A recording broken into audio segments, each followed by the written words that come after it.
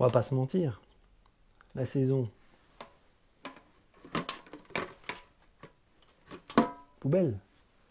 Hein? On est d'accord. On est d'accord.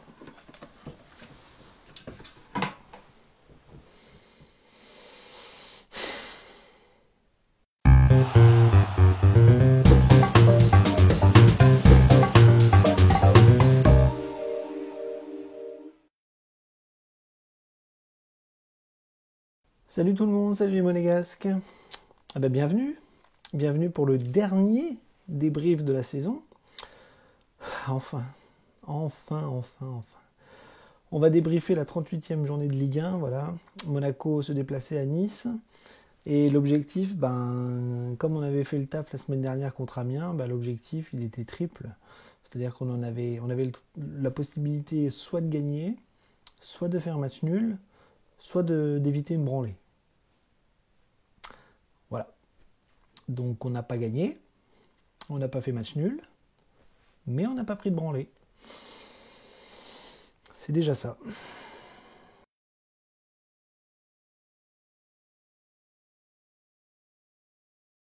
Alors, mon impression générale, comment vous dire? Si vous saviez comme je suis heureux que la saison soit terminée. Si vous saviez comme je suis heureux que ça s'arrête. C'est, ce soir, je suis presque comme si on avait gagné quelque chose. Euh, un titre, une coupe, enfin je sais pas quoi. Je suis heureux que le cauchemar s'arrête. Il y a des cauchemars qui sont longs, il y a des cauchemars qui ne finissent jamais, et celui-là s'arrête. Il s'arrête au bon moment, puisque ce soir on a vu un match à l'image de la saison. Un match, j'allais dire catastrophique, non, parce qu'on a vu des bonnes choses par moment, mais encore un scénario catastrophique, un résultat catastrophique, des joueurs catastrophiques à l'image de toute leur saison. Donc voilà, un match pourri, mais une issue extrêmement heureuse puisque tout s'arrête, puisque la saison s'arrête enfin et qu'on va pouvoir enfin passer à autre chose. Pardon. Ça a été comme j'ai dit, un cauchemar du début à la fin. Ça aurait pu finir très très mal. Ce soir, ça finit mal dans le scénario du match. Voilà, un derby à Nice, on le perd. On est ridicule. On est ridicule au niveau du classement, on finit 17ème, mais on est sauvé. On est sauvé et c'est le principal, puisque tout est à jeter, tout est à mettre à la poubelle. Et le match de ce soir reflète bien l'ensemble de la saison. On n'y est jamais arrivé. Voilà, on n'a jamais réussi à booster l'équipe. On a tout essayé, on a tout fait, ça n'a jamais fonctionné. Voilà, ça aurait pu finir très très mal et ça finit bien par le sauvetage et très très très mal par le classement et par la saison complète. Voilà, donc on va rentrer un petit peu dans le match, mais ce soir c'est à l'image de la saison. C'est un match totalement loufoque. Voilà, comme d'habitude.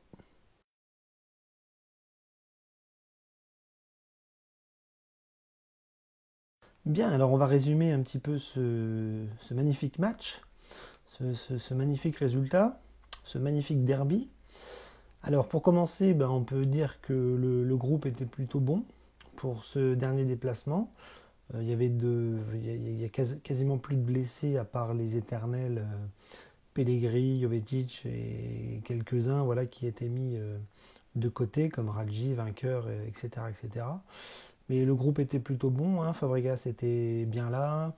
Voilà, des joueurs comme Falcao, à part Jemerson qui était suspendu, tout le monde était là et c'était franchement un bon groupe pour effectuer un bon match après la bonne dynamique de la semaine passée contre Amiens. Et donc Jardim, on pensait qu'il repartirait sur un 4-4-2 alors que ça avait fonctionné la semaine dernière, et non. Au coup d'envoi, on s'est aperçu que Jardim repartait sur son 4-2-3-1 fétiche, voilà, qui n'amène pas grand-chose au final. Mais il est reparti là-dessus, donc à l'extérieur, moi ça me choquait moins qu'à domicile. Et donc on avait une bonne équipe. Moi j'ai bien aimé au coup d'envoi le groupe et l'équipe type. Donc on avait Benaglio dans les buts, arrière latéraux, on avait Henrich et Ballo-Touré. La défense centrale, la petite surprise, c'était le retour de Badiachil aux côtés de Glick, donc pas de Naldo, qui était sur le banc. Milieu de terrain, donc on avait le retour de Adrien Silva Fabregas, voilà le milieu qu'on voulait. Les trois milieux, donc on avait Gelson Martins à gauche, Golovin dans l'axe avec Sidibé sur le côté droit et Falcao, encore une fois, seul devant pour affronter les Niçois. Donc le début de match est plutôt lent, il n'y a pas un rythme de fou pour un derby, voilà, c'est un match de fin de saison, tout le monde est en vacances, surtout les Niçois. Et puis nous, on avait quand même voilà, cette petite crainte, cette petite peur de se faire défoncer et puis que Caen défonce Bordeaux. Et très vite, on s'est aperçu que le match de Caen contre Bordeaux a tourné en faveur des Bordelais. Donc nous, on était plutôt tranquilles et on a attendu voilà, les Niçois. On a fait un bon début de match, hein, franchement. On a eu des occasions, on a eu des belles offensives, mais on n'a pas réussi à conclure. Et vous allez voir que quand Monaco n'arrive pas à conclure, Monaco finit par cafouiller. Monaco finit par faire n'importe quoi et Monaco finit par faire des grosses bêtises. Ce qui s'est passé un petit peu à l'image de la saison. Donc voilà, pas de surprise, un scénario classique sur cette saison de merde qui se termine enfin. Donc 12e minute, on a une tête de Fabregas sur la barre suite à un corner de Golovin. Voilà, très très belle occasion, très très belle tête. 17e minute, on a une superbe offensive à 3 avec Falcao qui se retrouve presque seul face au gardien, un peu décalé sur la droite, qui manque de vitesse et qui n'arrive pas à frapper et qui remet en retrait pour Fabregas qui ne cadre pas, qui cadre mais qui n'arrive pas à la mettre sur un côté de Benitez qui fait un arrêt assez facile. Et derrière, Gelson Martins, il fait la même, il reprend le ballon de volée, qui retire encore une fois sur Martins. Voilà, donc 2 tirs sur le gardien, ce qui n'est pas très difficile à arrêter. Et là, Monaco rate le coche encore une fois et n'arrive pas à ouvrir le score. Donc ça continue. 33e minute, on a Falcao qui fait un bon démarquage sur un centre de je sais plus qui. Et il essaye de faire une tête, mais alors la tête est complètement foirée et finie en touche. Voilà, encore une offensive gâchée. Et à la 36e minute, qu'est-ce qui se passe? La boulette. Voilà. Il y en a toujours une par match. Hein. Il y a toujours un phénomène irrationnel qui vient s'immiscer dans l'équipe. Et ben là, c'est pas Diachil. Voilà. Un centre d'Atal. Voilà. Il n'y a pas forcément de danger imminent. Badiachil doit paniquer, personne ne lui parle. Il hésite entre le tacle et le dégagement. Et ça fait un vieux détournement de ballon qui finit dans le but. Benaglio est battu et la mi-temps va arriver. On est mené 1-0, ce qui n'est pas du tout logique puisque la première mi-temps était quand même assez à l'avantage des Monégasques qui auraient pu marquer un but, voire deux. Voilà. Donc à la mi-temps, comme d'habitude, comme toute la saison a été comme ça, on mérite mieux et on se prend un pion et on se met dans la merde tout seul. Alors en deuxième mi-temps, vous allez voir qu'il n'y a pas beaucoup d'occasions franches. Voilà, il y a eu des offensives par-ci par-là, mais on va dire que Monaco a quand même baissé le pied et n'a pas forcément voulu forcer ou revenir dans ce match. Il y a eu des occasions, à la 56e minute, on a une superbe occasion de Fabregas sur un petit centre d'Henrich dans la surface qui voilà, il se retrouve face au gardien, il essaye de la piquer légèrement au dernier moment et Benitez l'arrête. Donc là, encore une fois, on aurait pu égaliser et marquer un but. Ce n'est pas le cas. Et voilà, et le match va commencer à tourner un petit peu à l'autre boudin. Hein, on commence à avoir des Monégasques qui, comme toute la saison, commencent à faire des mauvais gestes, des mauvais choix, des offensives ratées, des erreurs défensives, des tacles qui font défaut, des cartons, etc. Et à la 64e minute, ben voilà, on a Sidibé qui donne le deuxième but aux Niçois en faisant un tacle n'importe comment dans la surface de réparation. Voilà, le niveau zéro du QI football d'un footballeur comme Sidibé éclate au grand jour encore ce soir. Et donc voilà, penalty pour Nice. Le Bihan se fait un malin plaisir de le mettre. Voilà, 2-0, le match est plié. Monaco ne reviendra pas. Monaco ne peut pas revenir puisque, comme d'habitude, le mental est dans les chaussettes. Le derby est lâché. Et donc on fait tout de travers. Et donc le match se dirige tranquillement vers la fin. La saison se dirige tranquillement vers la fin. Caen est toujours mené 1-0. Donc Caen va en Ligue 2. Dijon arrive à choper la place de barragiste. Et nous, on se retrouve 17e. Le match est terminé. La saison est terminée. Et c'est pas plus mal comme ça, puisque ce soir, on a encore vu un cirque complet. Voilà. Une victoire niçoise pas vraiment méritée par rapport aux occasions, mais à Monaco, encore à côté de la plaque, sur plein de niveaux. Et c'est bien triste de finir comme ça. Ça aurait été bien de finir sur une victoire, mais voilà, la saison est à la poubelle. La saison est morte, enterrée. On passe à autre chose et c'est tant mieux.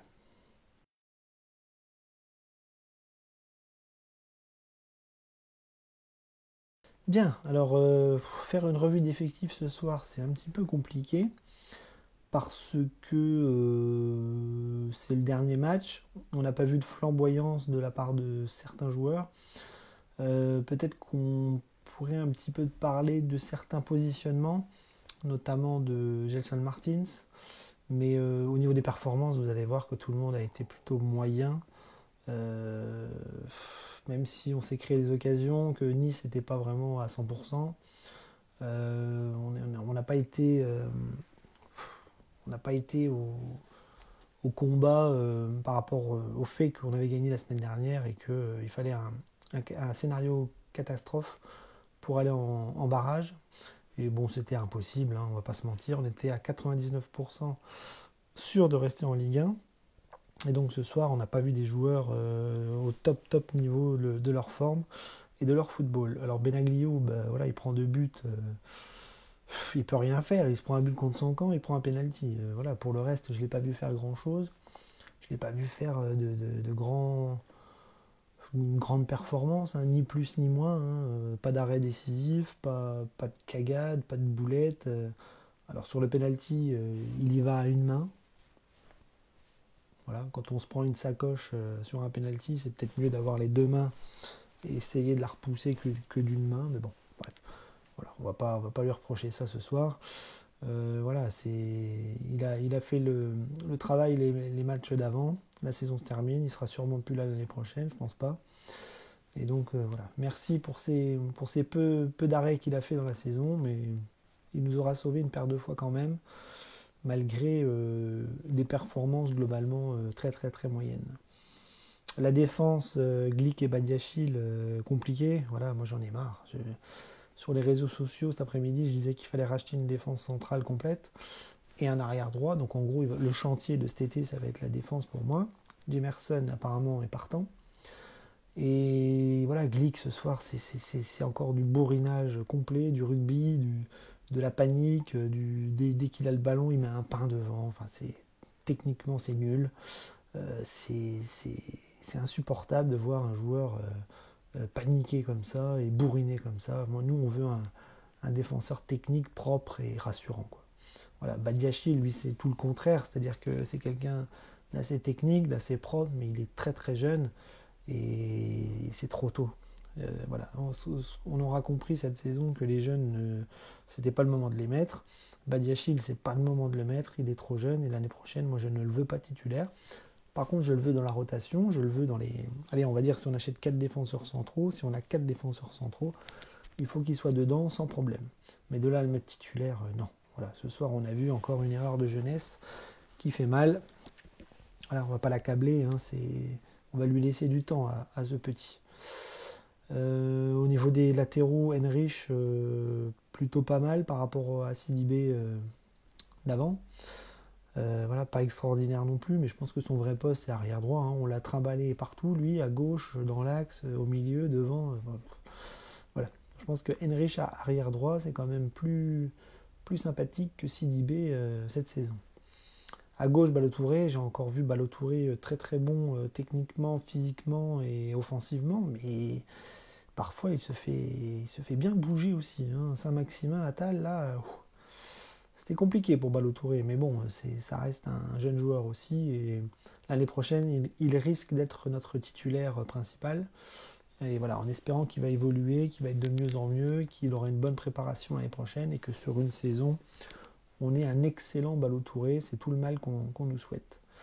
Milieu de terrain, retour de Fabregas et de Adrien Silva. Voilà, Adrien Silva qui fait les mêmes matchs en ce moment. Voilà, beaucoup d'activités, beaucoup de fautes, voilà, il se dépouille beaucoup pour l'équipe, mais techniquement c'est parfois compliqué. Et puis, techniquement, des fois c'est bon. Voilà, donc il oscille un petit peu entre le bon et le moins bon. Et puis Fabregas, voilà, qui ce soir revenait, qui physiquement n'était pas prêt du tout. Mais bon, on a vu quand même du ballon, du football, des jolies passes, même des offensives, parce qu'il a été très, très souvent devant. Et c'est lui qui s'est créé les plus grosses occasions franches. Et voilà, moi Fabregas, je l'aime beaucoup. Je le veux l'année prochaine dans l'équipe. Je veux qu'il reste avec nous. Et voilà, c'est un joueur qu'on a besoin. Et je pense que l'année prochaine, ça sera beaucoup, beaucoup, beaucoup, beaucoup mieux. Cette saison, tout le monde était au fond du trou. Et lui, je pense l'année prochaine, voilà, avec une bonne prépa et tout ce qui va avec, ça sera beaucoup plus beau à regarder jouer l'année prochaine.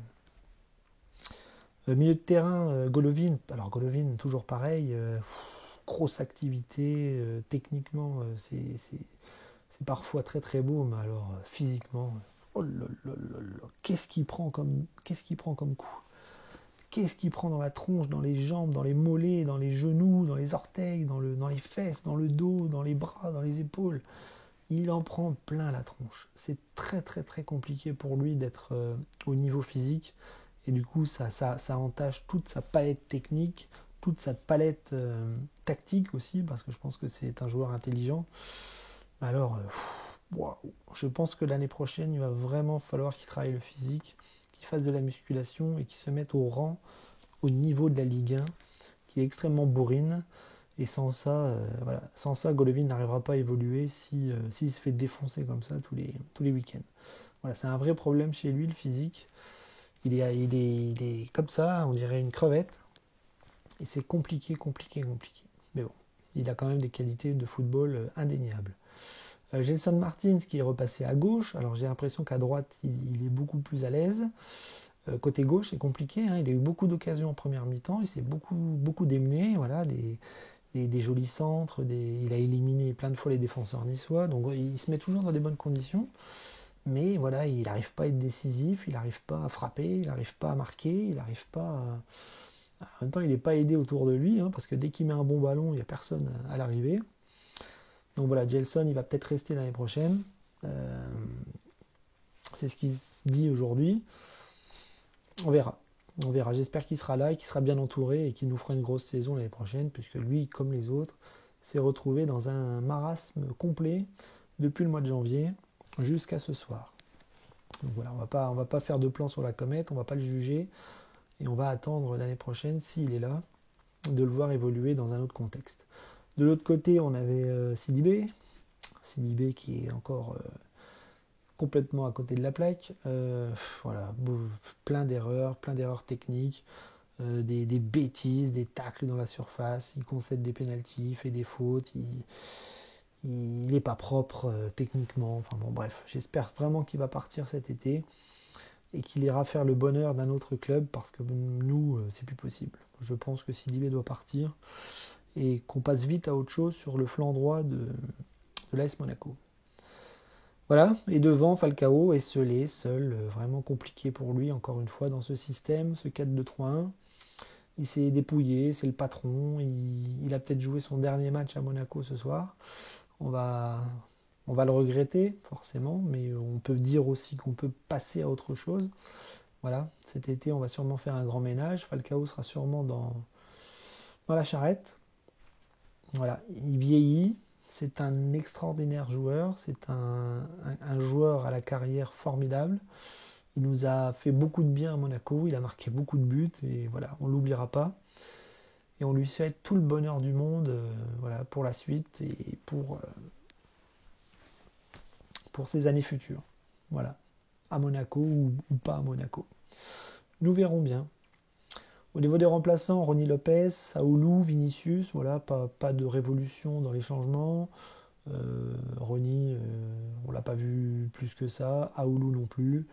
Et puis Vinicius est rentré à la toute fin, donc autant vous dire qu'il était invisible. Voilà, donc des prestations très très moyennes pour un match raté, pour une défaite, voilà, qui sonne la fin de la saison noire, noire, noire, noire, noire, noire. Et on est très très heureux que ça s'arrête. Et le match de ce soir est une parfaite illustration de ces mois de dure galère et de dur labeur et de crise bien, bien profonde.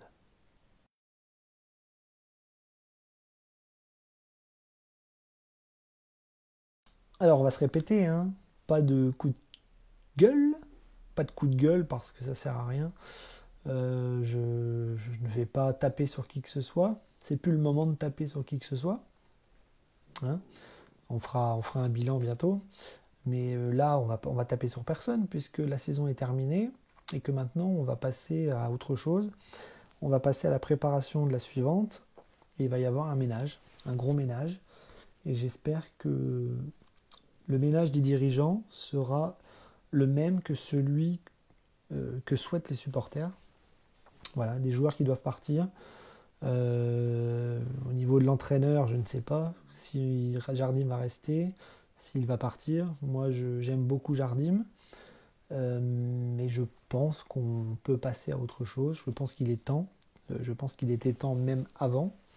Voilà, Jardim a peut-être fait trop d'années à l'AS Monaco. Ça s'est mal terminé. Ça se termine encore mal là parce qu'on est passé à deux doigts de la catastrophe. Est-ce qu'il sera là l'année prochaine? Je ne sais pas. S'il est là, on le soutiendra à fond. Et puis s'il n'est pas là, ben on fera comme Falcao, on lui souhaitera le meilleur ailleurs. Et nous, il faudra qu'on passe à autre chose avec d'autres personnes, une autre philosophie de jeu, une autre tactique, des autres méthodes d'entraînement. Enfin bon, bref. Voilà. Si Jardim part, on passera à autre chose. Et s'il reste, ben, on le suivra comme d'habitude. Parce que on n'a pas le choix. Voilà, on n'a pas le choix. Donc pas de coup de gueule, je ne taperai sur personne ce soir. Et puis le seul coup de cœur que j'ai, je me répète, mais c'est la fin de la saison 2018-2019. Voilà, on en a chié du début à la fin et le cauchemar est enfin terminé. Donc c'est un véritable bonheur de se réveiller de cette longue nuit sombre, noire et affolante, et même terrorisante, j'ai envie de te dire. Voilà, je me suis lancé dans les débriefs en début de saison. J'ai pas choisi la meilleure saison, ça c'est sûr, mais je suis content de l'avoir fait, je suis content d'avoir échangé avec vous. L'année prochaine, on reprend, on recommence, en espérant des jours meilleurs et des matchs gagnés, des victoires, des sourires, retrouver le vrai AS Monaco qui doit être en haut et pas en bas de l'affiche. Voilà. Donc mon coup de cœur, c'est la fin du championnat, c'est la fin de cette saison cauchemardesque. Et donc on va être philosophe et on va se dire, maintenant, le bonheur revient dans les mois à venir. On l'espère en tout cas.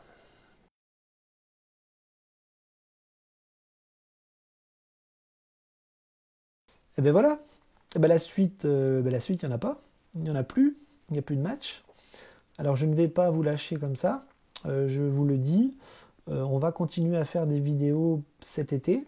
Moi, je suis un passionné de mercato. Donc je pense que je ferai pas mal de vidéos en fonction du mercato. Alors je ne sais pas quand, hein, je ne sais pas à quelle fréquence. Peut-être je ne vais pas en faire une toutes les semaines, hein, ça c'est sûr. Mais dès qu'il y aura du mouvement au niveau mercato à l'AS Monaco, je pense que je ferai des petites vidéos, voilà, pour. Alors, je vous le dis, hein, j'ai pas d'infos, je suis pas journaliste, je suis pas dans les petits papiers du club, j'habite pas à Monaco, je ne sais rien. Mais par contre, j'aime bien faire des petits bilans de ce qu'on lit dans la presse, et avec mon expérience, j'arrive à savoir quand une piste est chaude et sérieuse, et quand une piste est froide est ridicule ou qui n'a aucun sens. Voilà. Alors on pourra peut-être parler aussi des rumeurs à la con, hein. C'est rigolo aussi, mais on essaiera surtout de parler des rumeurs et puis des officialisations de transferts voilà, qui se feront cet été, parce que je pense qu'il va y avoir un boulot monstre. On n'a plus de Coupe d'Europe l'année prochaine, donc on va peut-être avoir des réductions d'effectifs, donc peut-être pas un mercato de fou au niveau des achats, mais peut-être plus au niveau des départs. Et puis voilà, on verra quelle équipe on va construire, quel profil on va choisir, et puis surtout comment Oleg Petrov va nous, va nous concocter une équipe cet été, voilà, parce qu'on ne le connaît pas. On a connu l'ère Vadim, Vassiliev. Là, on rentre dans l'ère Petrov, donc on va voir. On va voir un peu ce mercato, quelle gueule il aura, et on va se régaler entre supporters. Voilà, donc des vidéos à ce niveau-là. Et puis voilà, peut-être la semaine prochaine, enfin dans les jours qui viennent, je ferai une vidéo bilan voilà, de cette saison. Alors on ne va pas rentrer dans les chiffres, on ne va pas rentrer dans les détails, voilà, on va dire au niveau des calculs, au niveau des, enfin de tout ce qui va être points, etc. Non, non, ça va être un bilan de supporters, hein. C'est-à-dire on va essayer de reprendre les étapes une à une, voir ce qui a fonctionné, ce qui n'a pas fonctionné, essayer de comprendre pourquoi ça n'a pas fonctionné. Et puis voilà, on fera un bilan de tout ça, et puis voilà, en espérant que les mêmes erreurs ne seront pas reproduites dès le 11 juin, parce que c'est le 11 juin que le mercato commence. Voilà, la date officielle du mercato commence le 11 juin. Alors il va peut-être se passer des choses avant le 11 juin, mais bon, ça on verra ça plus tard. Voilà, donc la suite c'est ça. C'est l'été arrive, on va pouvoir se détendre, souffler, penser à des jours meilleurs, rêver à des jours meilleurs, et on va surtout observer les journaux, on va discuter entre supporters, et puis on va voir ce qui va se passer dans les jours et les semaines qui viennent pour notre futur AS Monaco, qu'on espère voilà, au top. Il faut vraiment que Monaco revienne au top. Voilà, donc je vous laisse. Je vous souhaite une belle soirée, des belles vacances, voilà, plein de bonnes choses. Loin de l'AS Monaco 2018-2019. Et en attendant, je vous dis Dagé Monégu et on se revoit bientôt pour le bilan de la saison. Ciao!